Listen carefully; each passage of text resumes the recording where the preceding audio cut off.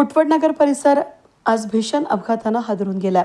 त्रिमूर्ती चौकाकडून भरधाव वेगाने येणाऱ्या डंपरनं सिटू भवन समोर अक्षरशः मृत्यूचं तांडव घातलं। अचानक आलेल्या या डंपरनं रस्त्यावरून जाणाऱ्या वाहनांना जोरदार धडक दिल्यानं काही क्षणातच परिसरात एकच गोंधळ उडाला।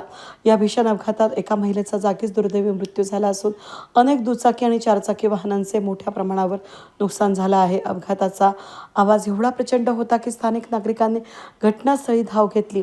जखमींना तातडीनं उपचारासाठी रुग्णालयात हलवण्यात आलं। या अपघाताचे व्हिडिओ देखील सीसीटीव्हीत कैद झालेत।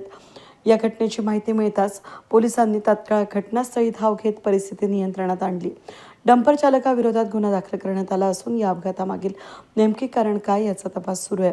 या घटनेमुळे परिसरात भीतीचं वातावरण निर्माण झालं असून नागरिकांकडून भरधाव आणि बेदरकार वाहन चालकांवर कठोर कारवाई करण्याची मागणी करण्यात आली आहे। या घटनेबाबत प्रत्यक्षदर्शी असलेले सिटूचे पदाधिकारी सोंजे यांनी अधिक माहिती दिली।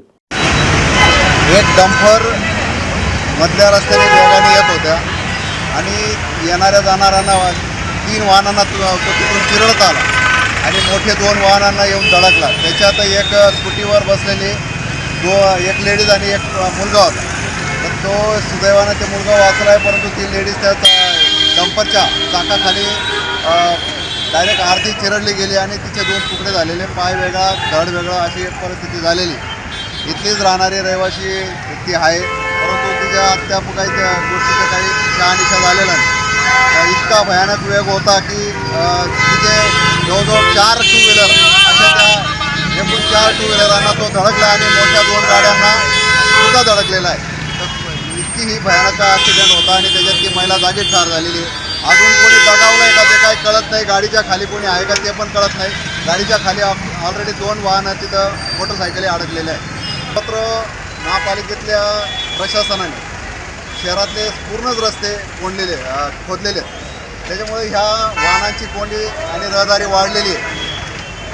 ज्या इतर ठिकाणी खोदलेले रस्ते आहेत त्याच्यामुळे हे सगळे वाहनं एकाच रस्त्याने जाण्याचा प्रयत्न करतात। त्याच्यामुळे हे मनपा प्रशासनाचं जे काम चालू आहे त्याच्यामुळे हे ॲक्सिडेंटचे प्रमाण जास्तीत जास्त वाढलेले आहे असे सांगू शकतो। म्हणून मी CIDच्या वतीने सांगतो आहे की मनपा प्रशासनाने याच्यावर त्वरित तोडगा काढून काहीतरी व्यवस्था करावी। धन्यवाद। वेद न्यूजसाठी प्रतिनिधी कमलाकर तिवडे, खुटवडनगर, नाशिक।